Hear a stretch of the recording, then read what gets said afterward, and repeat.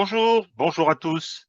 Petite introduction, comme j'en ai pris maintenant l'habitude, pas sûr que cette habitude perdure. C'était simplement utile s'il y avait des choses à dire. Cette semaine, une observation générale qui est que l'accélération de l'histoire se poursuit et qu'il se passe tout le temps quelque chose, que ce soit sur le théâtre ukrainien ou dans l'affrontement mondial que nous connaissons. Alors, je souhaitais avoir des interviews pour continuer un petit peu à faire ce contrepoint, une vidéo militaire par semaine et également un grand entretien. Celui de cette semaine n'a pas pu se dérouler. Je vais y revenir un peu plus tard, nous le ferons. Donc, pas de souci de cette nature. Et puis, bon, poursuite du travail pour essayer d'améliorer sur le plan technique. C'est la raison pour laquelle nous avons besoin de votre soutien. Alors, j'ai fait l'acquisition de matériel qui devrait permettre des progrès substantiels.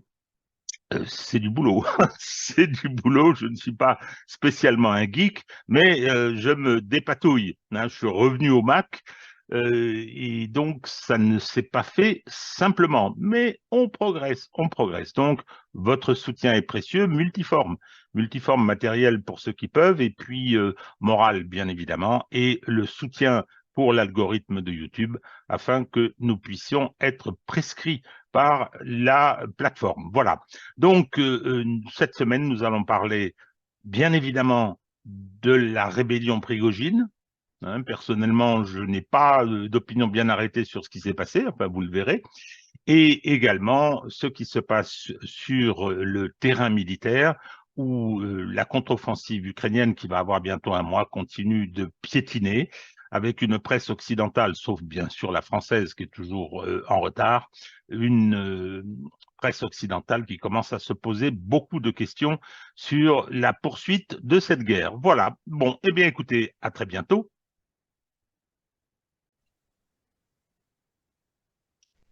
Bonjour Hervé. Bonjour, Alors, Régis. les spectateurs vont voir qu'il y a un micro devant Hervé parce qu'on a eu quelques remarques sur les problèmes de son depuis qu'on Oui, travaille ensemble. Donc, nouvel équipement, je pense que ça devrait fonctionner et qu'on devrait avoir un son cristallin cette on fois-ci. aura, Hein. ouais, on aura tout essayé quasiment là. Et oui, tout à fait. Hein, mais c'est vrai que c'est bon.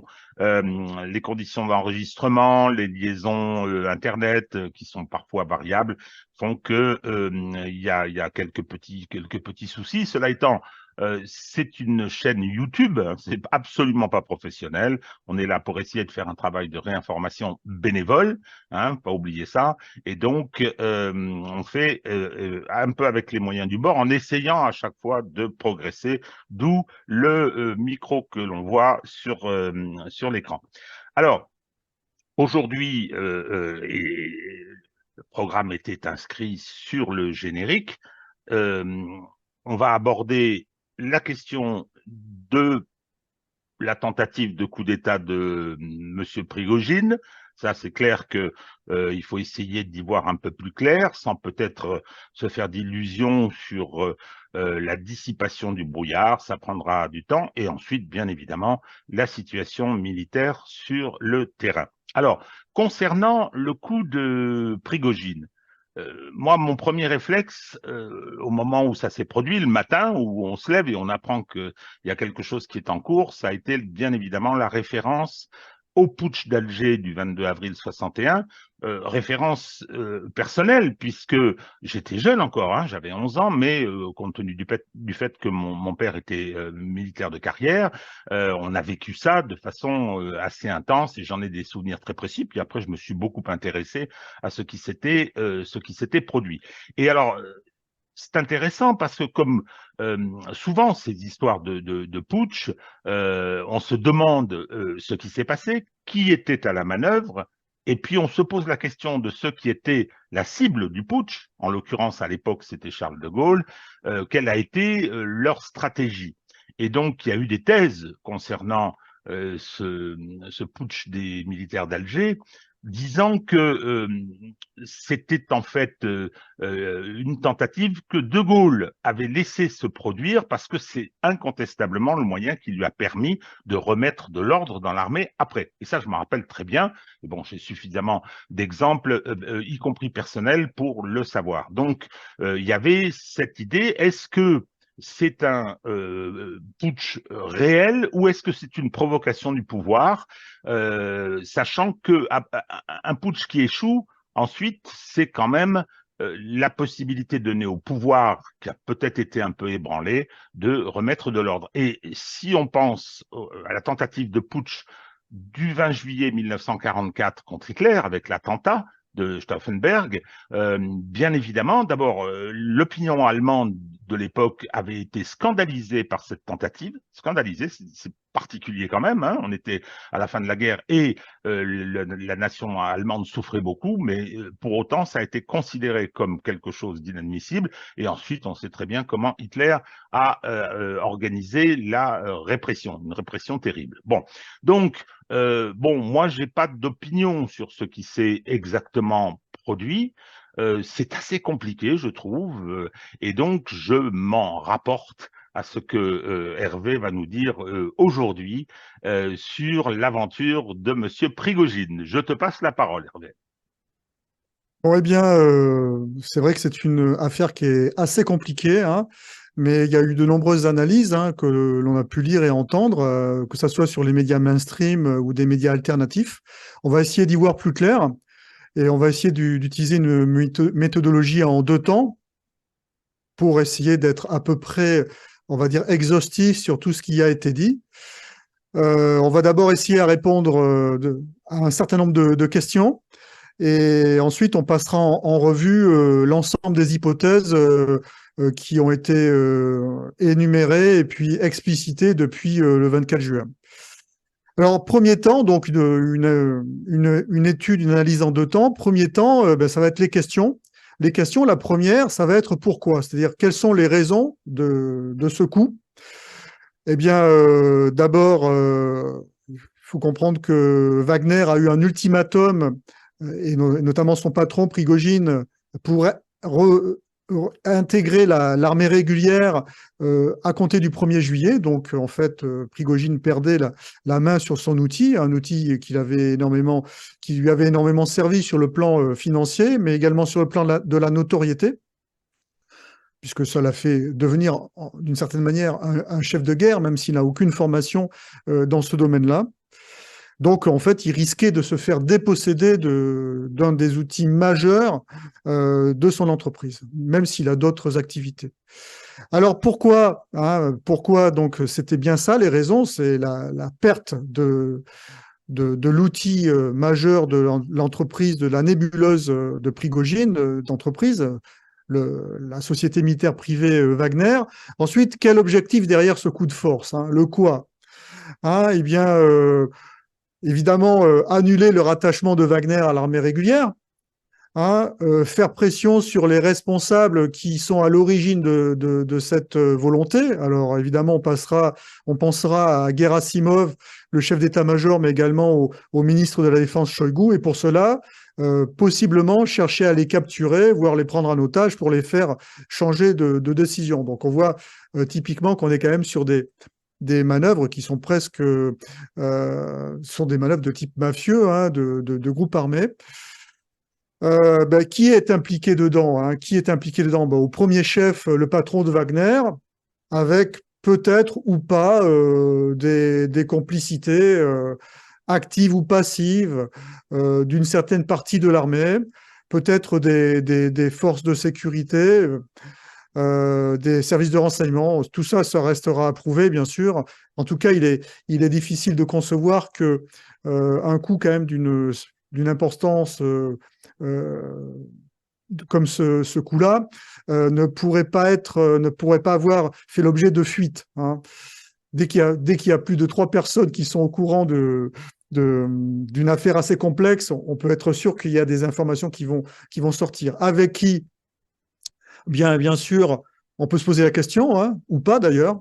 Le fait qu'il ait réalisé ce coup tout seul, après tout, on peut très bien le concevoir, mais on peut également ne pas écarter l'idée qu'une partie des dirigeants de l'armée, où il y a énormément d'officiers nationalistes, on parle souvent en ce moment du général Surovikin, j'aurai l'occasion d'en reparler après, voire des officiers du renseignement militaire, du GRU et peut-être pas du FSB.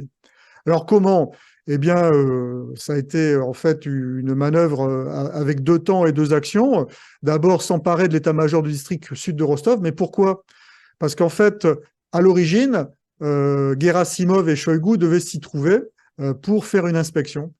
Et donc, très curieusement, comme on a pu le remarquer, ils ont disparu de la scène, hein, bien avant d'ailleurs le coup de Prigojine, et on ne les a pas revus pendant quasiment les 2 jours qui ont suivi le règlement de cette affaire.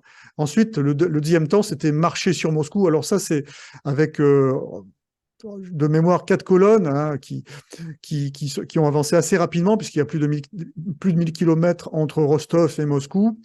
Et le fait est, c'est que cette deuxième manœuvre paraît un petit peu délirante, en fait, hein, par rapport au premier temps de la manœuvre. Mais bon, on est quand même face à une personne qui est assez impulsive, hein, et qui a certainement des capacités de management et de planification de gestion, puisque c'est un chef d'entreprise qui a réussi. Donc, il est capable de développer des stratégies, mais qui est très, très impulsif. Donc, imaginons que face à l'absence de ces 2 cibles majeures, Shoigu et Gerasimov, il est choisi de déclencher un deuxième temps de l'opération. Il y a beaucoup d'interrogations de toute façon derrière ces événements. Alors, la chronologie est bien le 23-06, 23 juin, eh bien, il y a une vidéo qui est publiée sur les réseaux sociaux montrant un camp de Wagner qui aurait été bombardé par l'armée régulière russe. Bon, c'est évident qu'on est face à un fake. Ensuite, le 24, il y a la prise de l'état-major du district sud de Rostov. C'est un état-major qui est très important, puisque c'est celui qui coordonne les opérations sur le front, notamment sur la partie sud. Et c'est un hub logistique, donc c'est quand même potentiellement une situation qui pourrait être critique pour la coordination des opérations de l'armée russe sur le front. Et ensuite, il y a ces colonnes, ou cette colonne, puisque c'est une colonne qui était en plusieurs tronçons, qui se lance en direction de Moscou et qui s'arrête à 200 km. Donc, il est évident que faire rouler pendant plus de 1000 km comme ça une colonne avec environ 4000 hommes, plus d'une centaine de véhicules, demande une organisation logistique qui ne s'improvise pas. Donc, ça a été planifié, avec notamment les chars qui étaient sur des porte-chars, puisque les chars, pour faire 1000 km, c'est impossible. Donc, une planification qui était évidente et une préparation. Et bien sûr, le 26 juin, le discours du président Poutine qui, entre guillemets, signe la fin des opérations actives liées à cette opération et notamment à son règlement par une négociation via le président de la Biélorussie. Alors, voilà globalement les questions que l'on peut se poser, hein. Y apporter des réponses, hein, ça serait vraiment être présomptueux. Alors, les hypothèses. Alors, les hypothèses, dans un deuxième temps, il y a 4 grandes hypothèses, hein. Et pour chaque hypothèse, on va essayer de mettre en exergue les éléments qui sont en sa faveur et qui sont en sa défaveur.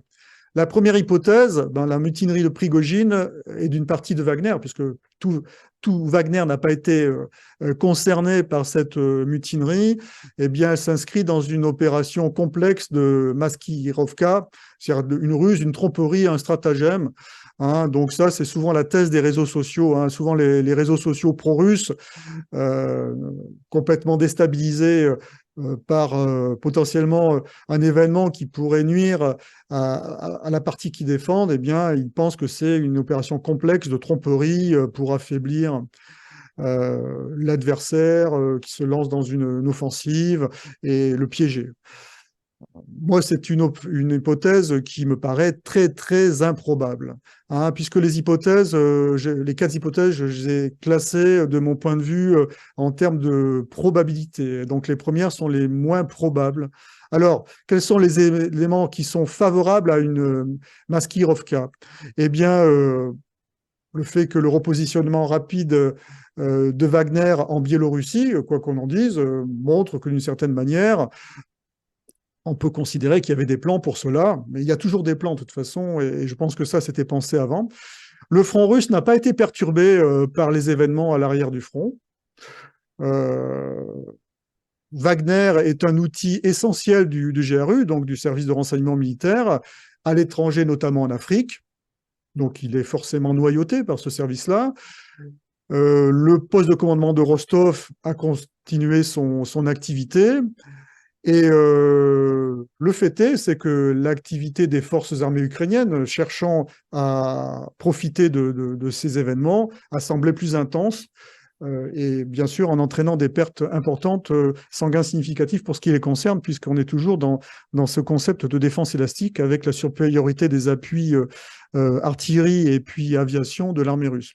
Alors les éléments défavorables, mais en général, la Maskirovka, ça concerne avant tout les opérations militaires, comme durant l'opération Bagration de la Deuxième Guerre mondiale, et on n'est jamais sur le champ politique, hein, parce que il est évident que cette opération-là a dévalorisé l'image de la Russie vis-à-vis des pays neutres ou la soutenant au plan international.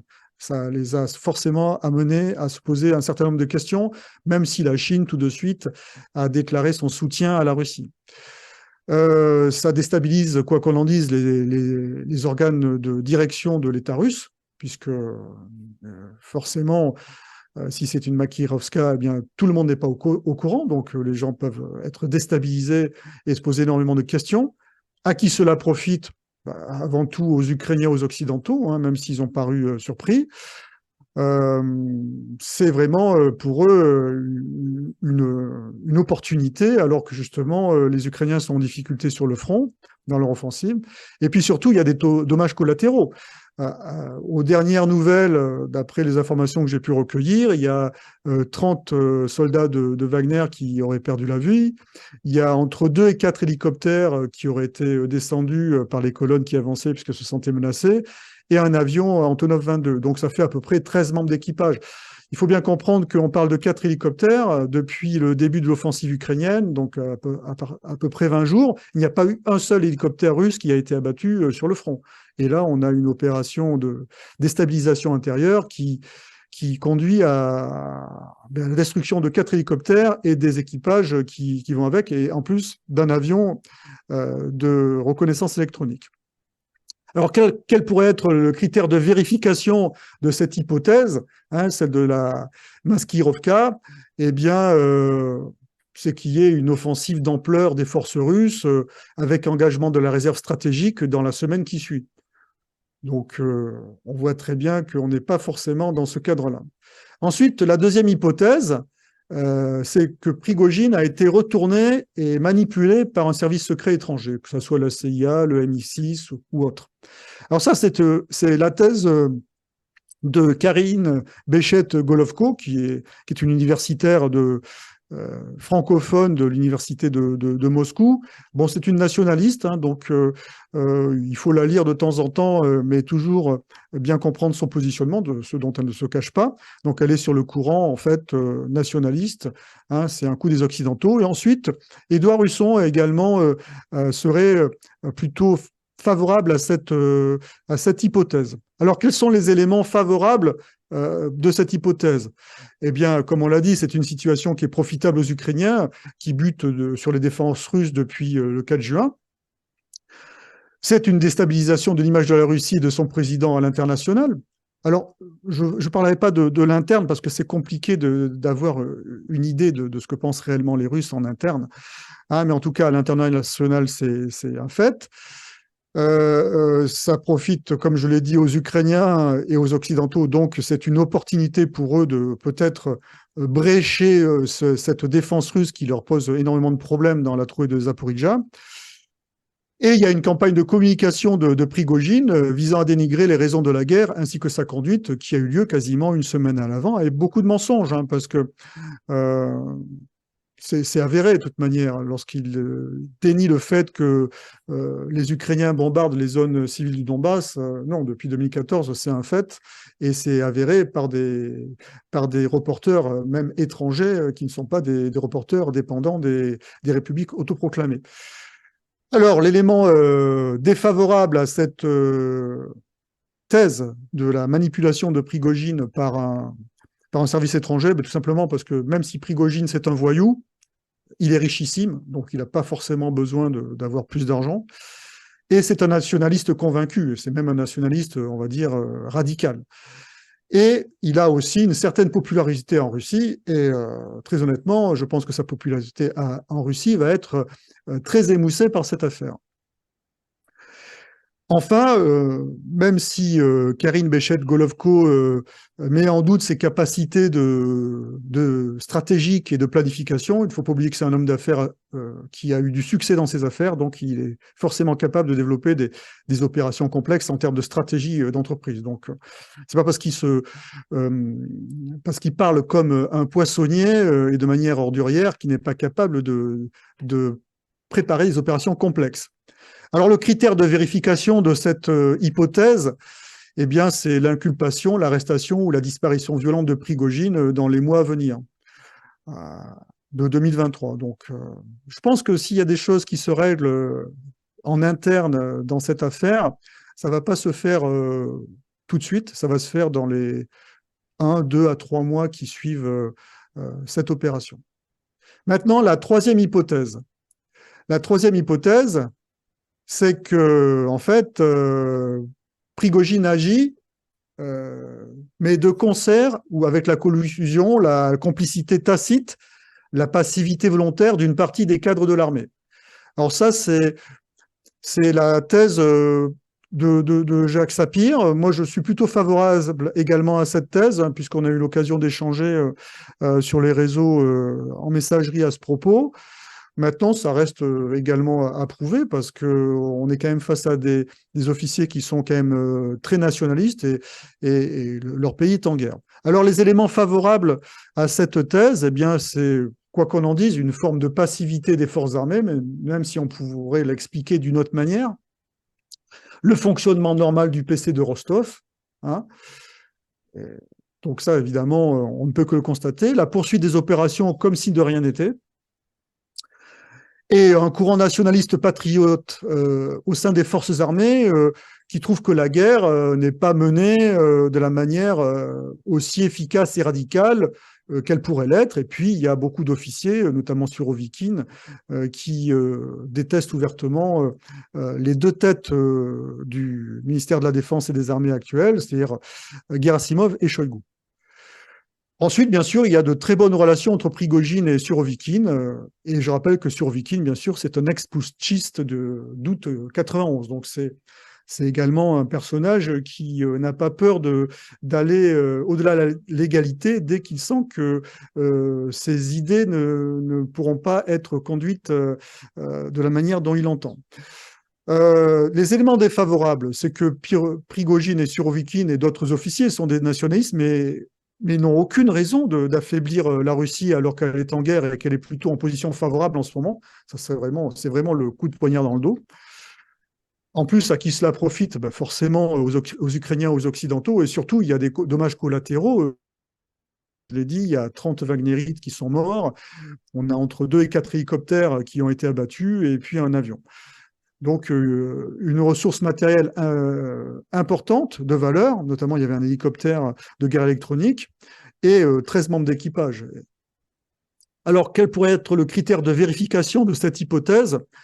Eh bien, c'est que dans les mois à venir, avant la fin 2023, eh bien, la nomination de Surovikin à un poste important, de celui de chef d'état-major, et peut-être du général Dioumin comme ministre de la Défense, et ou l'arrestation de généraux. À voir. C'est soit c'est une opération qui aura réussi, soit c'est une opération qui se retournera vers les complices, contre les complices, pardon. Et enfin, la dernière hypothèse, l'hypothèse 4, c'est que Prigojine agit seul avec le soutien d'une partie des membres de Wagner, puisqu'on voit très bien qu'il n'y avait pas tous les membres de Wagner qui participaient au coup de force, pour simplement stopper cette menace d'intégration au 1er juillet de Wagner au sein de l'armée régulière. Donc ça, c'est la thèse de Jacques Beau et de Xavier Moreau. J'avoue que c'est une thèse qui me paraît la plus plausible lorsque l'on voit de la manière dont ça a été traité, hein. Et alors, les éléments favorables à cette hypothèse, c'est tout simplement qu'on est face à un homme, Prigojine, qui a tout, il ne faut pas se leurrer, il a tout, mais il défend son entreprise, voilà. Tout simplement, il défend son entreprise et il refuse qu'on le dépossède de son entreprise. Ensuite, les éléments défavorables, c'est vrai qu'il est difficile de monter sans complicité active ou passive une telle action, mais ça peut également, on va dire, on peut se questionner là-dessus, puisque de toute façon, il a quand même d'anciens cadres de l'armée au sein de Wagner qui sont capables de planifier une opération. Et ensuite, les services de sécurité étaient certainement au courant. Je pense que le fait est, il y a eu des fuites, qu'ils étaient au courant, mais qu'ils ont été peut-être surpris par le calendrier, le tempo de déclenchement. Alors, les critères de vérification de cette hypothèse, eh bien, tout simplement, la poursuite de l'activité de Wagner sous l'égide de Prigojine en Afrique et depuis la Biélorussie. Donc, on est sur un compromis, donc qui serait l'aboutissement de la négociation, et l'extension du domaine international des opérations de Wagner, marché de la sécurité. En fait, on aurait, si vous voulez, le poids de Wagner sur le front de l'opération militaire spéciale est peut-être un anachronisme qui était justifié par le manque d'effectifs et le désir également de ne pas hypothéquer les effectifs de l'armée régulière en utilisant Wagner comme une troupe d'assaut, mais également en voulant réorienter Wagner sur sa mission première, qui était une mission qui était liée aux opérations, on va dire, spéciales à l'étranger de la Russie. Donc, en guise de synthèse sur cet épisode qui est surprenant, hein, qui a surpris tous les commentateurs, mais oui, c'est vrai que personne ne s'y attendait. On peut retenir, on peut retenir 5 mots. D'abord, il y a eu une maîtrise de la violence. Même s'il y a des dommages collatéraux, on peut considérer que, globalement, il y a eu très très peu d'affrontements. Il y a eu des négociations rapides. C'est une opération qui a été très très brève, plus brève que le deuxième putsch des généraux contre De Gaulle. Il y a une amertume derrière cette opération, il y a une amertume puisqu'il y a eu quand même des pertes, il y a eu une déstabilisation à l'international de l'image de la Russie, il y a eu une fragilisation de l'image du président Poutine, il y a eu potentiellement des risques sur la conduite des opérations sur le front, et il y a surtout de nombreuses interrogations. Alors, beaucoup de gens ont spéculé déjà dès le premier jour de manière assez ridicule. Il faudrait qu'on fasse un florilège des bêtises qui ont été dites le 24 juin. Mais ces interrogations-là, certaines vont se lever peu à peu, mais je pense que seuls les historiens, peut-être dans quelques années, auront le fin mot de toute cette affaire-là. Donc, que dire? Bon, c'est un coup de force de Prigojine. S'il n'a pas été piloté à distance dans le cadre d'une opération de tromperie, en tout cas, il est certain qu'il était surveillé par le FSB et qu'il a peut-être bénéficié de la complicité passive de certains chefs de l'armée. C'est un coup de force qui a été rapidement maîtrisé dans sa phase active. Un dénouement rapide qui a sans doute autant perturbé les Occidentaux et les Ukrainiens qui voyaient à la fois une opportunité militaire, tout comme le risque de déstabilisation de la première puissance nucléaire mondiale. Alors ça, c'était quelque chose qui a, je pense, beaucoup inquiété les Américains et les Occidentaux. Les conséquences à court et moyen terme de cet événement sur la situation militaire, à mon avis, semblent anecdotiques. L'image internationale de l'exécutif russe pourrait en pâtir, même si pour l'instant, le premier partenaire, comme je l'ai dit, chinois, a déclaré son soutien. Alors, bien sûr, si l'affaire a évidemment écorné la Russie et son président, on peut remarquer que la gestion de cette crise, quand même majeure, a été exceptionnellement réussie et que l'État russe se tire de la crise avec un minimum de dégâts. Donc, une situation exceptionnelle avec un dénouement rapide et une catastrophe qui a été évitée, aussi bien sur le plan militaire que sur le plan politique. Alors, merci Voilà. Hervé, c'était lumineux sur cette situation. Moi, je vais me permettre deux, trois petites observations. La première, je dois être un homme d'ordre, mais je ne comprenais pas comment on supportait Monsieur Surovikin. Je ne comprenais pas comment cet Prigogine, oligarque oui, euh, Prigogine, tu as dit euh, Surovikin. ah, Ouais, pardon. ouais. Oh là, oui, On, oui, oui. on- Non, on s'y perd. tu as raison. Ouais. C'est bien évidemment Prigogine qui disait n'importe quoi, qui se mettait en scène et tout. Moi, j'aime bien les maisons bien tenues. C'était pas le cas de l'armée russe avec ce pitre. Bon, il y a plein de choses que je ne sais pas, que je ne connais pas, qu'on apprendra. Hein, quand on va historiciser, c'est-à-dire que l'histoire va s'emparer de l'événement et va le décortiquer avec la méthode historique. Ça, c'était la première observation. Je rappelle que en Syrie, il s'était déjà comporté comme un flibustier. Hein. Il avait lancé une offensive pour essayer de récupérer des zones productrices de pétrole. Hein. Ce type est un gangster. Bon, Mm. donc je comprends qu'on se serve d'un certain nombre de choses. Je pense que Poutine a récupéré un État à la fin des années 90 qui était totalement dysfonctionnel avec ses oligarques. Il les contrôle, semble-t-il. Hein, c'est-à-dire que vous faites du business. Moi, je serais partisan qu'il ne fasse pas de business. C'est ma vision, un petit peu d'une société bien organisée, mais bon. Hein, mais vous ne faites pas de politique. Khodorkovsky en sait quelque chose. Bien. Donc, là, moi, je ne comprenais pas très bien cette façon de fonctionner. On verra. La deuxième observation que je voudrais faire, c'est le révélateur de cette affaire. C'est-à-dire que tout le monde s'est précipité pour adopter des analyses, pour présenter les faits de façon à se rassurer. C'est assez étonnant. Hein. Tu parlais des pro-russes qui ont dit Maskirovska, parce qu'effectivement, là, dans ce cas-là, ça permettait de se rassurer. Mais oui, tout est sous contrôle.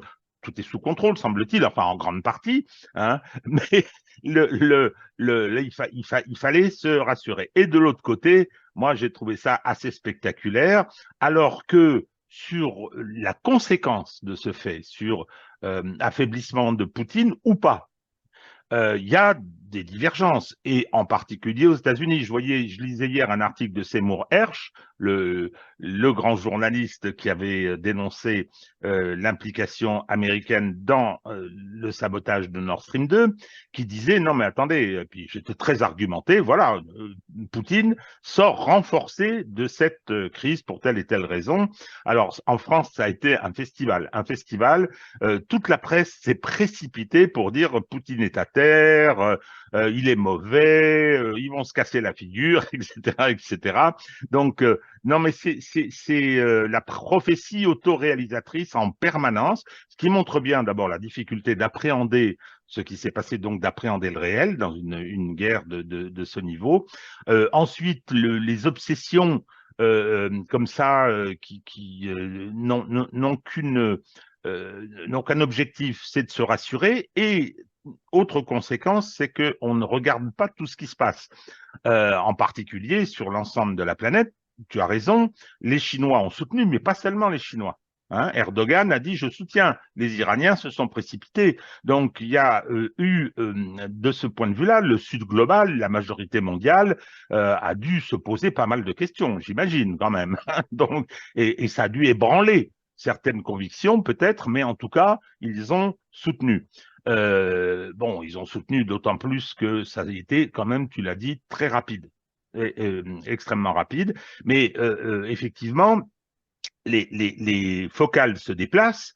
Je voyais hier encore ce qui se passe en Chine, où il y a tout un dispositif juridique qui a été mis en place pour lutter contre les sanctions, et je pense que ça va être quelque chose de majeur. C'est-à-dire que ça continue. Le conflit sino-américain se poursuit avec dans des proportions qui sont extrêmement importantes. Donc voilà, les choses continuent. Nous verrons. Ce que tu dis des semaines et des mois qui vont venir concernant les conséquences, et en particulier la sécurité de Prigogine, je ne sais pas. Je ne sais pas, je pense que cet outil qui a été créé par le GRU, il ne faut pas l'oublier, est utile au plan géostratégique à la Russie, pour la Russie.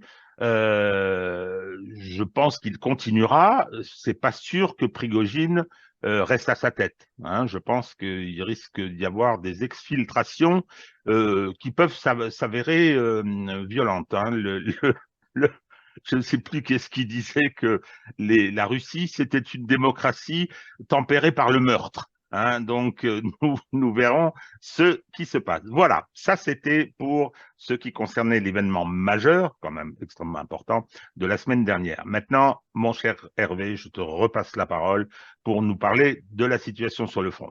Donc là, je vais partager la carte. Tu m'as laissé la main ou pas? Oui, oui, oui, oui.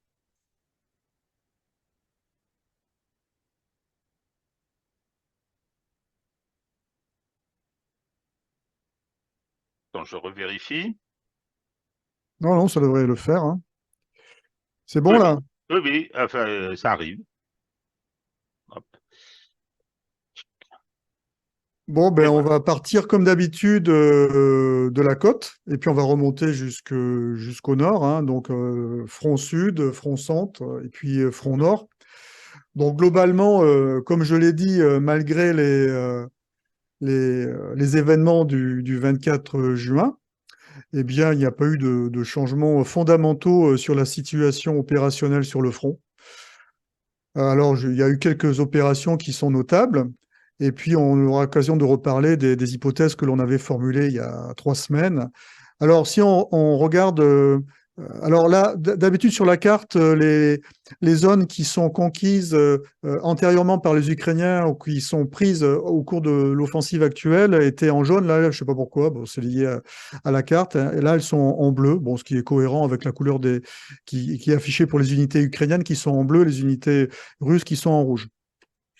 Donc, que peut-on dire sur le secteur du Dniepr, là, en face de Kherson? Eh bien, il y a eu une opération commando, un raid cette semaine des forces ukrainiennes sur le pont d'Antonovski, avec une saisie sur la rive tenue par les Russes qui a duré quasiment une semaine.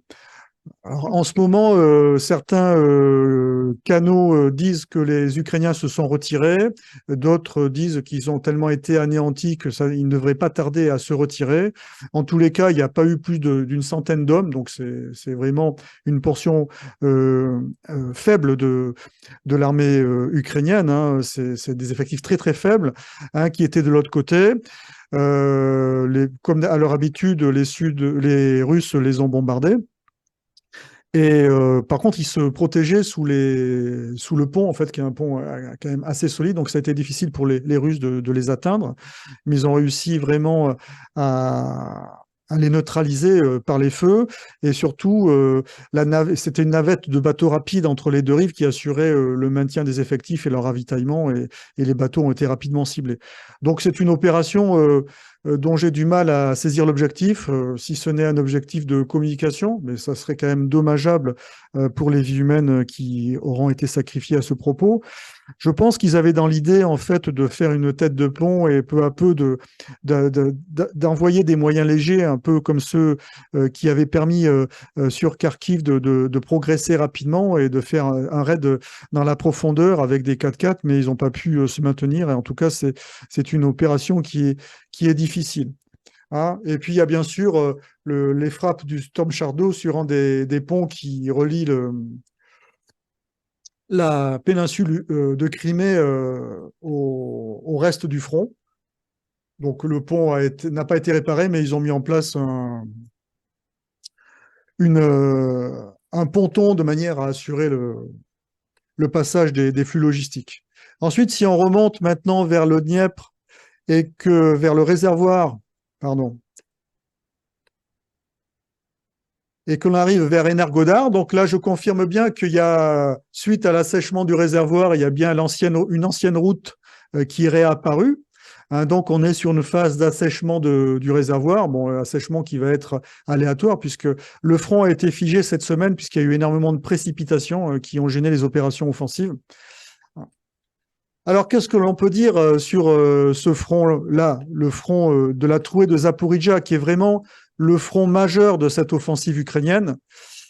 Hein, eh bien, c'est que l'on constate quand même un effort des Ukrainiens sur le secteur qui longe le Dniepr, avec un village qui est disputé par les deux parties depuis quasiment une semaine, avec énormément de duels d'artillerie de part et d'autre, mais surtout des pertes ukrainiennes qui sont assez importantes, notamment la 128e brigade de montagne qui est engagée sur ce village. À mon avis, ce n'est plus elle qui d'ailleurs est engagée dessus, puisque ça fait une semaine qu'elle cherche à percer là-dessus. Elle fait partie des deux brigades qui sont vraiment, à mon sens, les plus étriées par cette offensive, la 47e brigade mécanisée et la 128e brigade de montagne. Donc, pour l'instant, toujours des combats dans cette zone-là, mais on voit qu'il y a cet effort-là qui est marqué et donc qui pourrait peut-être laisser entendre que les Ukrainiens visent bien la centrale d'Energodar avec une opération combinée par la terre et ensuite une opération simili-amphibie, si tant est qu'on puisse parler d'opération amphibie dans la mesure où le réservoir est en train de s'assécher, sur la centrale d'Energodar. Alors, il ne faut pas être insensible à la petite musique qu'il y a sur cette centrale depuis environ une semaine, hein, que ça soit de la part des Ukrainiens, essentiellement de la part des Ukrainiens d'ailleurs, puisque les Russes ne font que répondre aux attaques communicationnelles ukrainiennes sur cette centrale en disant qu'ils vont la piéger, ainsi de suite. Bon, c'est toujours pareil, hein, comme je l'ai dit. En général, les Russes, lorsqu'ils ont acquis ou gagné une infrastructure vitale majeure, en général, ils la sabotent. Donc je plaisante, hein, parce qu'il ne faut pas oublier que les Russes considèrent maintenant que les territoires qu'ils ont conquis sont des territoires russes. Hein, donc les installations également. Hein, donc il ne faut pas l'oublier, ça aussi. Hein. Donc je pense que dans les semaines prochaines, il risque d'y avoir une opération sur cette centrale, à voir comment elle pourrait être réalisée. Il sera difficile de la combiner avec un assaut par la terre en suivant comme ça, puisqu'on voit que pour l'instant, les Ukrainiens ont du mal à percer. Mais ils n'ont engagé que le premier échelon. Pour l'instant, les Ukrainiens, un échelon qui aurait dû d'ailleurs au moins percer la première ligne de défense. Il reste alors le deuxième échelon à engager, avec au moins 4 brigades, hein, et notamment la 82e brigade d'assaut par air, qui est vraiment la brigade la plus puissante de celles qui ont été équipées et formées par les Occidentaux, avec des chars Challenger, des véhicules Striker, et des Marder. Tant qu'on ne voit pas ces matériels qui sont vraiment significatifs et repérables sur le front, on peut considérer que le deuxième échelon n'a pas encore été engagé. Et dès qu'on les verra, suivant l'axe sur lequel ils sont engagés, on pourra considérer que c'est là que l'armée ukrainienne fait effort. Puisqu'actuellement, l'armée ukrainienne, même si on a noté une recrudescence des combats le long du Dniepr, elle fait effort aussi, enfin, elle fait effort. Il y a des combats dans la direction de Tokmak, en fait, entre Norikiv et Tokmak.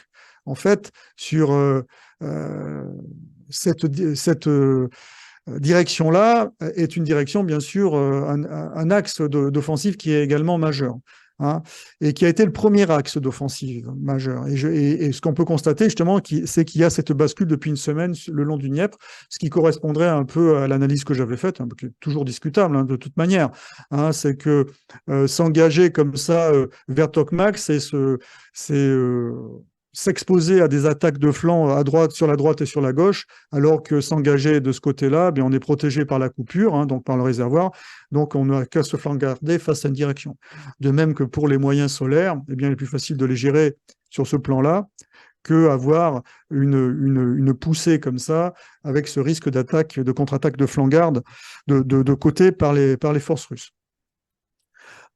Ensuite, il y a toujours des combats, et c'est là où l'armée ukrainienne progresse le plus, c'est dans le saillant de Merivke, j'ai toujours du mal avec ces noms-là. Hein, Marivka, peut-être. Marivka, voilà, Marivka. Donc là, c'est là où il progresse le plus, hein, en termes de terrain conquis, mais il n'y a pas d'axe vraiment qui permettrait une exploitation, en fait, et un objectif qui est... On voit, hein, le but des Ukrainiens ultime, c'est bien sûr d'atteindre la mer d'Azov, entre autres, ou d'avoir une victoire symbolique en récupérant, je l'ai dit souvent, hein, la centrale d'Energodar, ou la mettant en danger, en fait, en l'encerclant.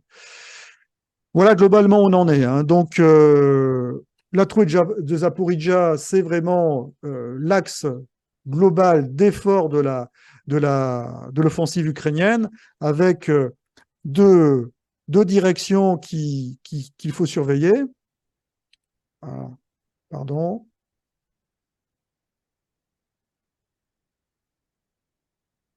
deux directions qu'il faut surveiller, celle vers Tokmak, mais je pense qu'ils sont plutôt en train de chercher à fixer des troupes en attaquant là, et surtout celle-là qui me paraît vraiment celle qui est où on remarque une intensité de combat de plus en plus importante. Ensuite, sur le reste du front, il n'y a pas vraiment d'événements notables, hein. Sur Donetsk, on est toujours, Marinka, ainsi de suite, on est toujours sur ces combats défensifs, des prises de quelques localités, des flux, des reflux. Sur Bakhmut, au nord et au sud, eh bien, les Ukrainiens cherchent à avancer, mais ont des difficultés pour avancer. Par contre, ce qui est notable, bien sûr, c'est en fait ce qui se passe au nord du front, hein, avec cette offensive russe, hein, mais qui n'est pas une offensive pour l'instant de grande portée, hein. Mais il semblerait que les premiers éléments russes aient atteint la rivière Oskil, hein, donc c'est une rivière qui avait été dépassée par l'offensive ukrainienne de septembre dernier sur Kharkiv. Donc, ils ont une tête de pont de l'autre côté. C'est peut-être le point de départ à une avancée plus importante. Hein, en tous les cas, pour l'instant, on ne voit pas d'engagement de la réserve stratégique, par exemple russe, sur le nord. Mais en tous les cas, je pense que c'est un secteur à surveiller dans la mesure où on est vraiment sur l'objectif de reconquête du Donbass dans sa totalité. Ensuite, sur la frontière russe, avec les fameuses incursions sur Belgorod, hein, eh bien, globalement, ces incursions se sont arrêtées, tout simplement parce que comme les Russes poussent sur ce secteur-là, il est évident que les troupes qui étaient là pour faire des raids de déstabilisation eh bien, ont été certainement réorientées vers la poussée russe, hein, pour la contrer. Et puis, il y a toujours, par contre, les duels d'artillerie qui menacent les villages frontaliers russes dans ce secteur. Voilà ce que l'on peut dire sur la situation militaire. Donc, bien surveiller le secteur le long du Dniepr, hein, au sud, dans la trouée de Zaporijjia, et puis au nord, surveiller la poussée russe, hein, sur le secteur de Kupiansk et Liman, où on voit qu'il y a une velléité d'avancer. Mais pour l'instant, les Russes sont très prudents, hein, et je pense qu'ils vont être d'autant plus prudents le temps qu'ils récupèrent quand même psychologiquement de ce qui s'est passé le 24 juin. Voilà ce que j'ai à dire pour la situation militaire, qui est globalement... Ah si, il y a un truc très important. Je pense qu'on devrait assister au sud, dans le secteur de Zaporijjia, à l'engagement du deuxième échelon, des brigades de deuxième échelon ukrainiennes cette semaine, dès que les sols seront stabilisés, puisqu'il y a énormément plu. Et c'est là où on pourrait voir apparaître notamment les challengers, les mardeurs et les strikers. Et suivant le secteur où ils vont apparaître, on pourra se dire, ben, c'est là que les Ukrainiens font effort. Alors, le fait qu'ils engagent le deuxième échelon sans avoir vraiment franchi encore la première ligne de défense russe, c'est quand même un constat d'échec, hein.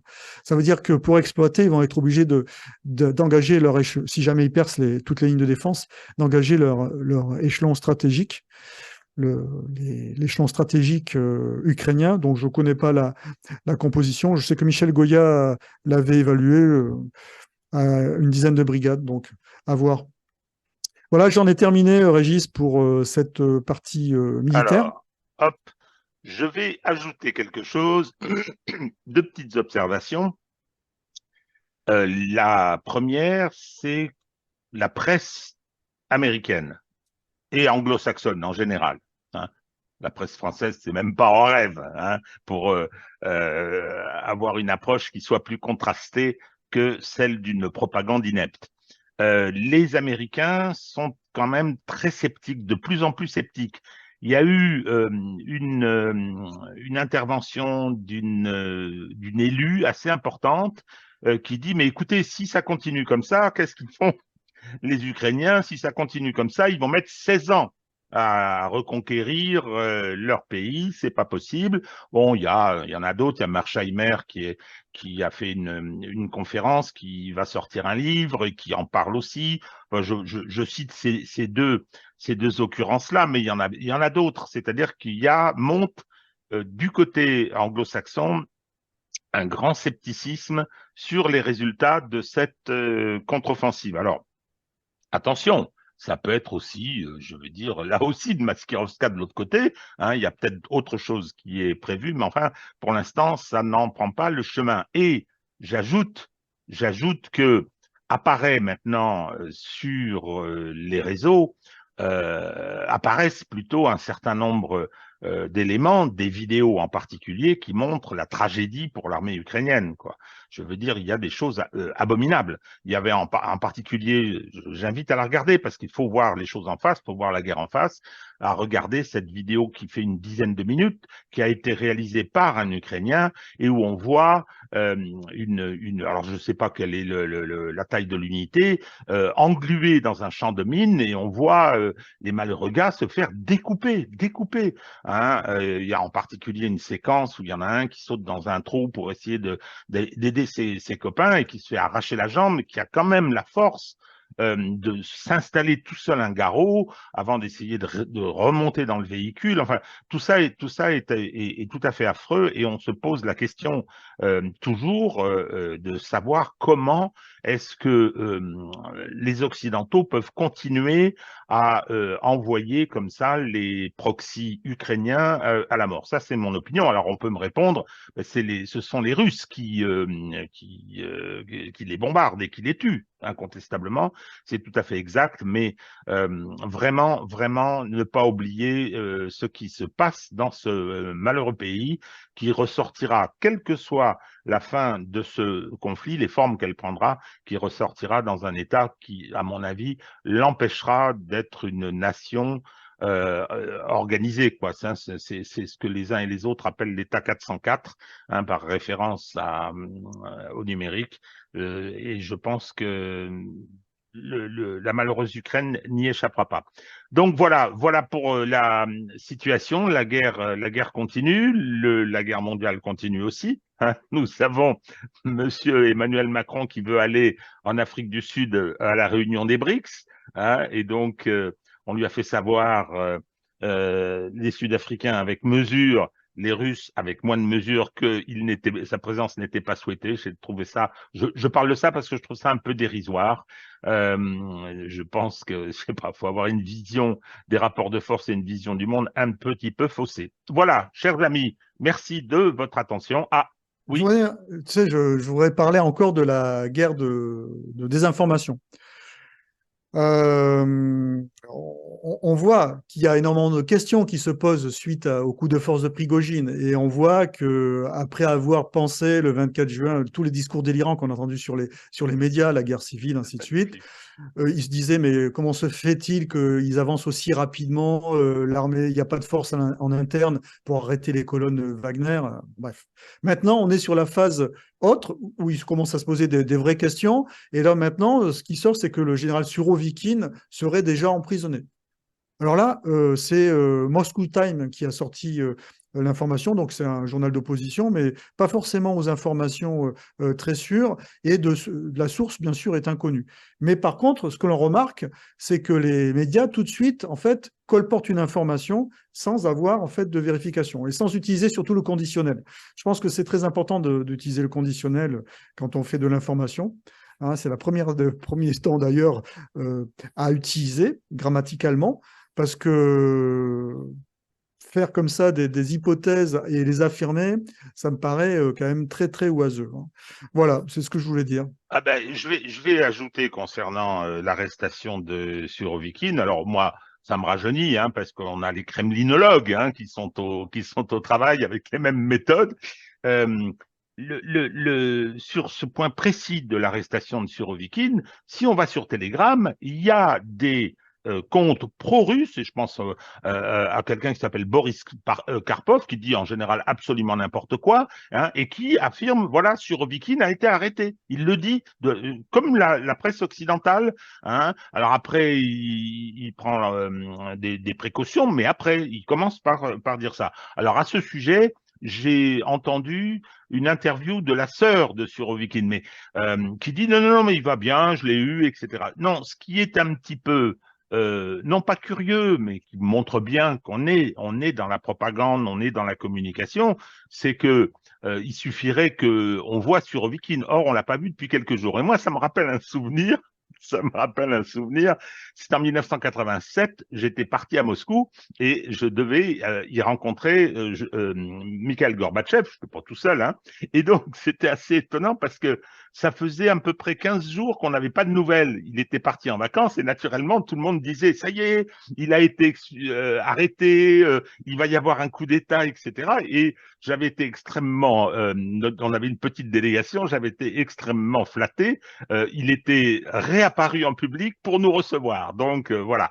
Hein. Et là, j'ai l'impression que je ne sais pas ce qui se passe autour de Surovikin, parce que on imagine que le patron du front, parce que c'est toujours lui qui commande là, qui serait arrêté à ce moment, ce serait quand même assez étonnant, hein, pour le moins. Voilà. Mais ça continue. Et c'est une des raisons d'être de cette chaîne pour Bien essayer sûr. de faire de la réinformation. Voilà, en tous les cas, il ne faut jamais être affirmatif et toujours émettre des doutes et puis laisser le temps faire son office. C'est important de laisser le temps faire son office parce que si depuis le début de cette guerre, on faisait le bilan de tout ce qui a été dit sur les médias, c'est catastrophique. Oh là là. Enfin, les médias de Oui, mais le renseignement. problème, Hervé, le problème, c'est que l'actualité va à une vitesse folle.